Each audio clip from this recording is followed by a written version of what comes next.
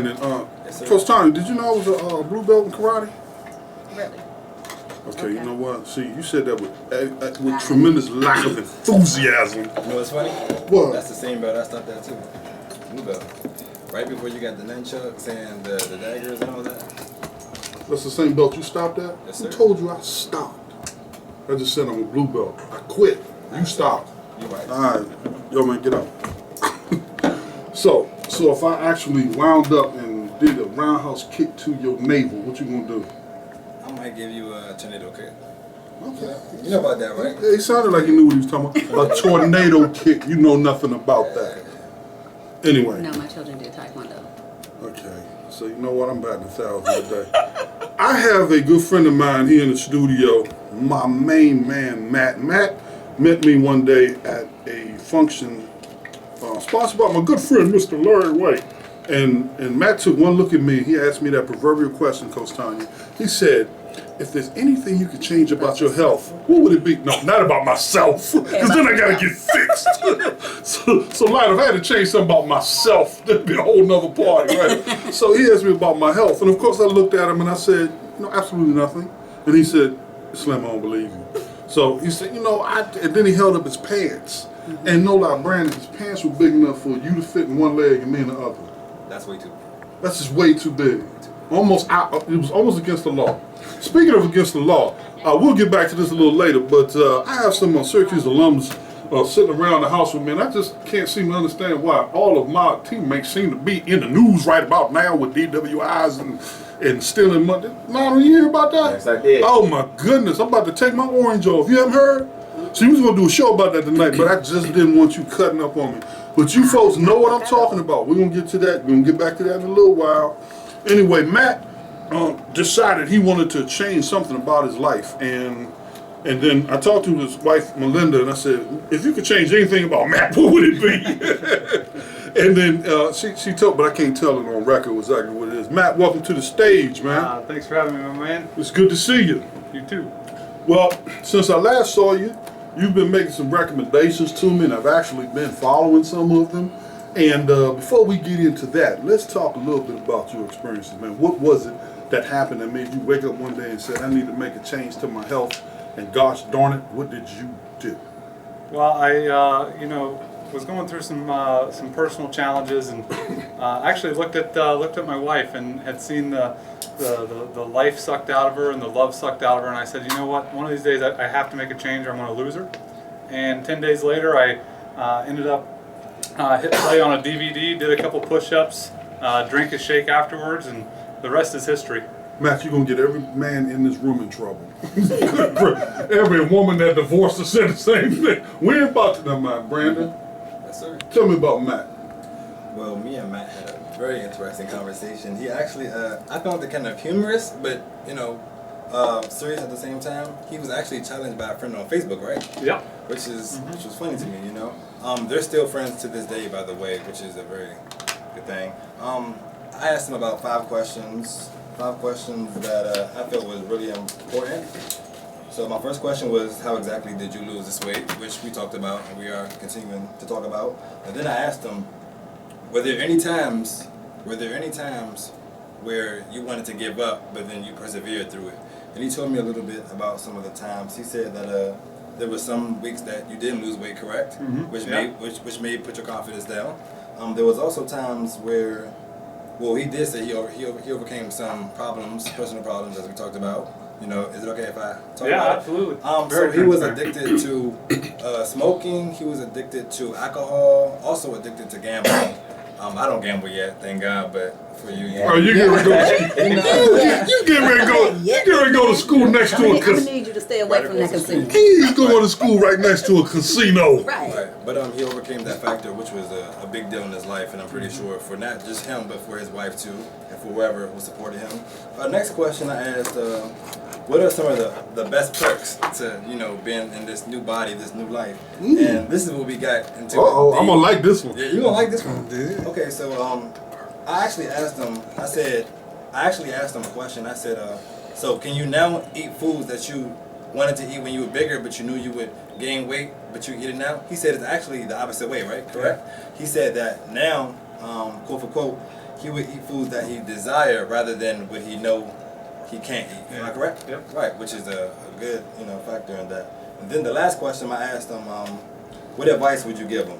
He said there's always a better way out. No matter whatever you think, no matter how down you are, there is always a better way out. And he said, always take the opportunities that may be life-changing to you. And quote for quote, I highlighted this.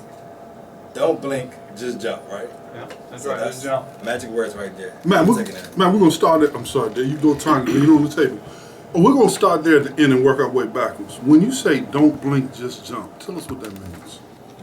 Roland, so many people in life have opportunities every single moment, every single day, flashed in front of them. Whether it's money related, whether it's job related, whether it's life changing related, whether it's relationship related, and they pause, they think about it, they're very hesitant, and we as a society are a very non-reactive society, and we're not very proactive either. So when things... Which means we're just not active at all. Exactly. Okay. So when something comes in front of you that says, hey, I challenge you to lose weight, well, if you look in the mirror and you gotta lose weight, just take the advice of the person that's challenging you to lose weight, and chances are your life is gonna change forever. If you have someone that says, hey, I have a chance for you can make some extra money, and you look at your bank account and it's all zeros, take their advice. If you have somebody that says, hey, I have a better way of, whether it's spiritually or whether it's financially or whether it's just in a relationship or a friendship, take their advice. Seek out the people that have what you have and not the people that don't have what you have. Now, how much time did it take you from the time that you didn't blink to when you actually implemented some of these life changes in terms of your health, and specifically, what did you begin to do? It took me probably about 25 years to realize that I just have to take that first step. I just have to jump. The last, I was 34 when I started the changes, and I had yo-yoed my entire life. But when I took that jump and I said, you know what, I've had enough. Enough is enough. You get disgusted enough, and you hit that moment. You just go. And over time, the program I use is 90 days at a time, and every 90 days I made a decision to break something, whether it was alcohol or gambling or smoking or weight, relationships or financial, whatever it was. I just made a decision to focus on that, and over the last 3 years, man, it's been an amazing journey, and I'm just I've fallen on all the landmines, and I'm just starting. You know, I used to have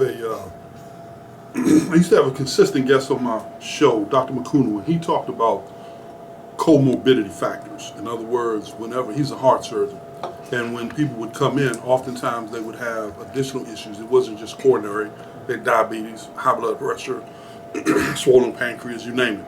So when you just described this situation with alcoholism and gambling and weight, you had comorbidity factors. Best way I can put it. Now, what happens is oftentimes one cannot address all of those simultaneously and be psychologically balanced. Now, which ones of those did you address or attack first, and what strategies did you put in place? Awesome, great question. Yeah, I do ask great questions. Yeah, I mean, no wonder this is top-rated show with those questions. Thanks, man. When we were going through the counseling, Melinda and I were going through the counseling. I tried to stop drinking. I tried to stop gambling. I just couldn't. It was fun. I enjoyed it, and it was more of a hobby for me. And I enjoyed doing it. So I chose weight because, one, I could affect the stuff that I put into my body. It's not necessarily a drug per se, like alcohol or nicotine or that emotional rush of winning or losing a bet. And it was something I could affect, and I could see bi-weekly or weekly results on the scale. I could see it monthly in a belt buckle, and it was something tangible. And then I got addicted to the number going down, and with my personality, 54 days later, man, I was able to put down the drinks, and 3 weeks later, I was able to put down the call to the bookie or to the online betting or whatever it was, and from there, it was just rest is history. Coach Stein, you can jump in whenever you're ready. But here's the deal. My counseling experiences tell me you have what we call an addictive personality. Okay. Yeah, oh yeah. So now you decided to, or somehow began to make a transformation, addictive personality towards some things that were considered healthier, better choices, you know, much more consistent with improving your life as opposed to destroying your life. Mm-hmm. Now, you said something that's very significant, which is it's often not as much fun to make those kind of changes as it is to actually maintain that addictive personality toward, you know, whether the Redskins are going to be the Cowboys this week, all right, and who you're going to bet on. So what types of things did you do? And Brandon and guys, this is real important. What types of things did you do to help you to make that transition from getting that high off of doing those things that were destructive to you? So, when I saw the weight going down, became very addictive to me to make sure that kept going. So I used that momentum and that leverage to simply make decisions when I was at the fork of the road. Is this going to hurt or help me achieve the goal of losing weight?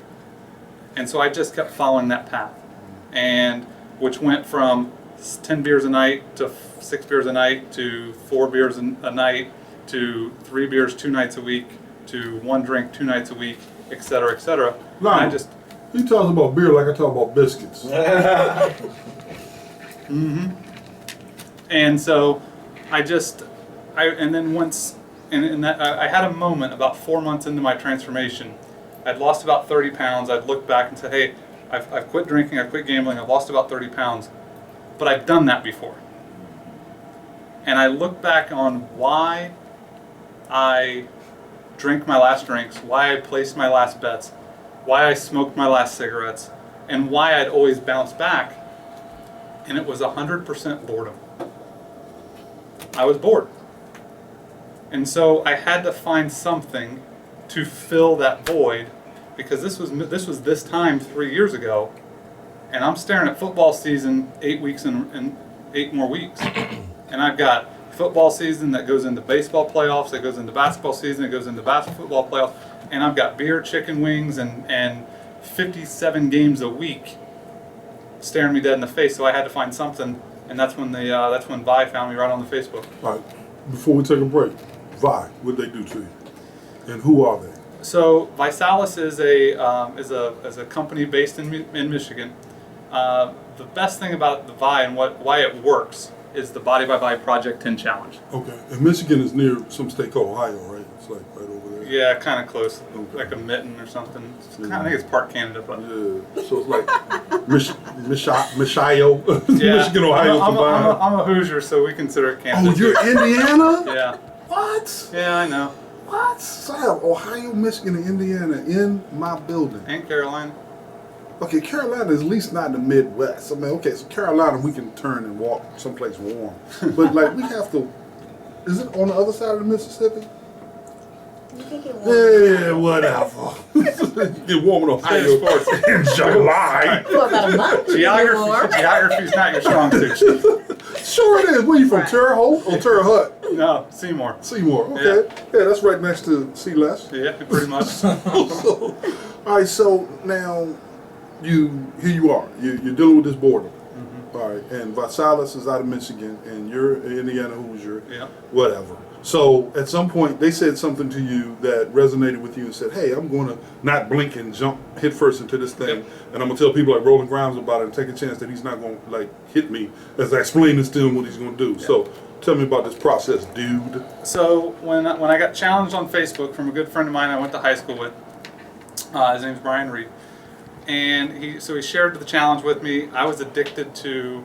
I've always been a lifestyle guy. So when I see stuff on Facebook that is attracted to me, lifestyle, where it's cool clothes and cool people and cool cities and cool lights, I'm like, what is that? I want to be a part of that. And smiles. I mean, I was just like, that's happy. Okay. And so when he shared with it and he said, hey, this thing will help you lose some weight. And I was like, well, I looked in the mirror, I was like, I'm down 30. I got another 60, 70 to go. I'm in. And so that was part one. That was part of it. So I had a cool platform that was social, that could go viral, that was easy to talk about.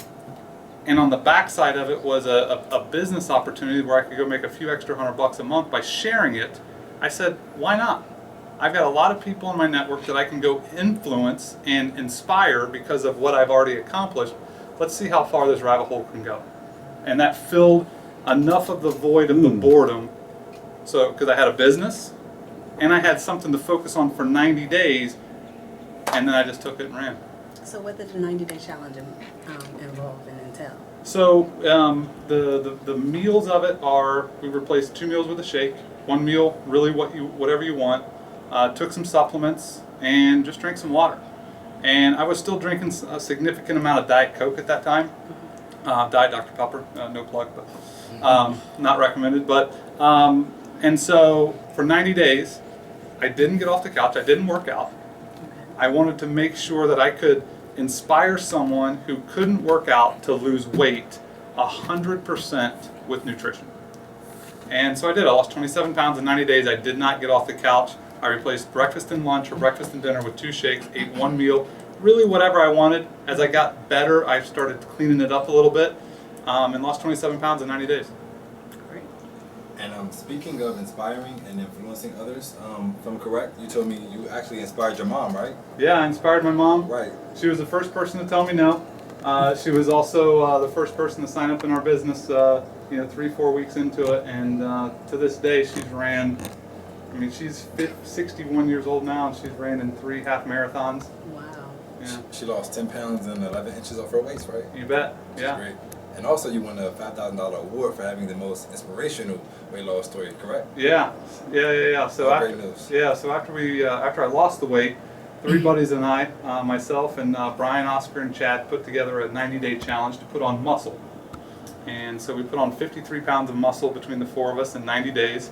Part of the Project 10 challenge is we vote socially on Facebook on Sundays, and we had received the most votes to become regional champions, and then the regional champions Visalis votes on, and then also an off panel. So we won a $5,000, became national champions, won a $5,000 cash prize, and a branding package to become the face of the challenge for an entire year. Wow, that's great. Now this cycle happens again when? So twice a year, Visalis will have the voting cycle.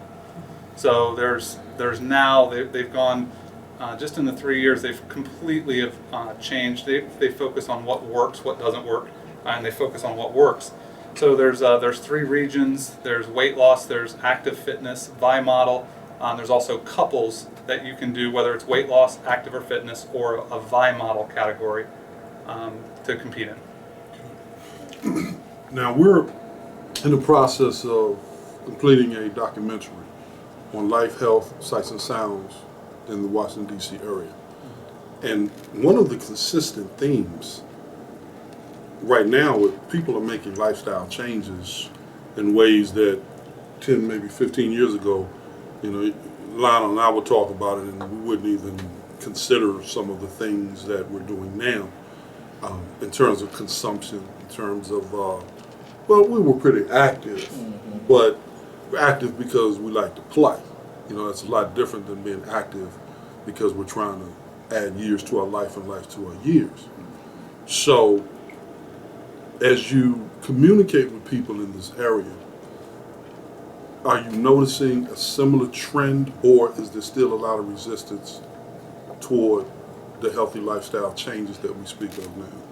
There's always going to be resistance. Whether you have money or money is a struggle for you.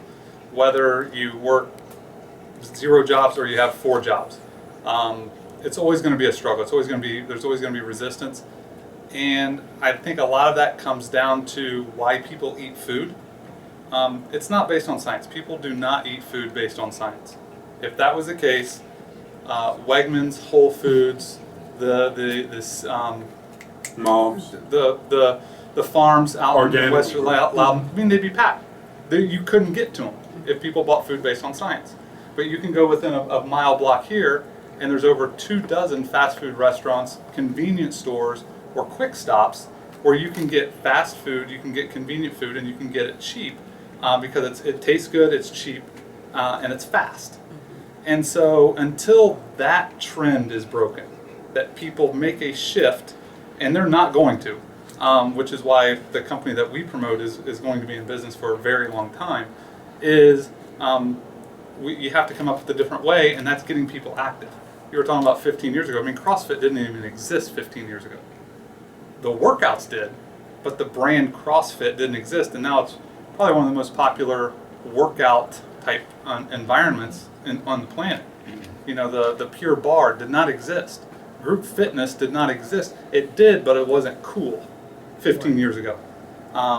McDonald's was actually kind of probably cool 15 years ago to go to McDonald's or go to a fast food restaurant. Now people are like, I don't eat that kind of stuff anymore. So I think we're in a shift, but we're a long ways from any type of a movement. Well, I mean, and that's fine. I think the main thing that happens is you as I'm talking to people, I'm beginning to see more and more people becoming conscious aware, and then behavior kicks in at some point, whatever that behavior is. Now, I know that I went to a fast food place before I came here, and I did something different than what I used to do. You know, I ordered fries but no salt, and I ordered a small or medium instead of a large or extra large. And then I bought a salad, and I'm still mad at myself. All right, and Matt, that's a joke. Matt's giving this look like, dude, you're not really fat. Anyway, so I've consumed more leafy vegetables in the past like 30 days. Mm-hmm. Like I'm surprised my skin is green by now. Yeah. But you're seeing results from it. And see, that's what I like about Coach Tanya. She always brings the rational thought to it. Yeah. See, Coach Tanya, like in your world, you don't get bored like I do.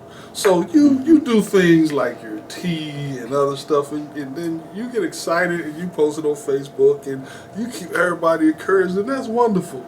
I'm sitting there eating that daggone salad in the car in 100 degrees by myself, thinking about these 6 flight of steps I gotta walk up, and there's nobody to say, hey Roland, go, you can do it. Yeah. I'm like mad, and I'm throwing the salad up against the window of the car.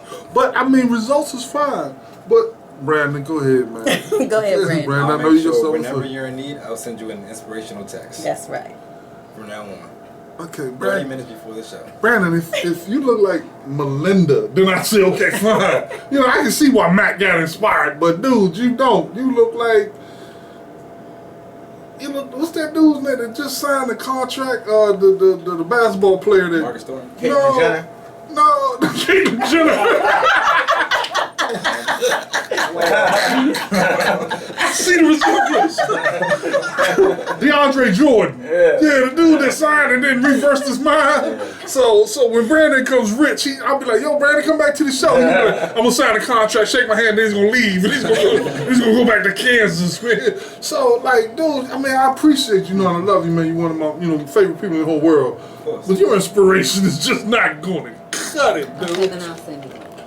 All right, Slim, that works. I'll send you. All right, folks, we're going to take a station break. In a minute, we'll be back, and we're going to say goodbye to Matt when we come back. Sit tight. We'll be right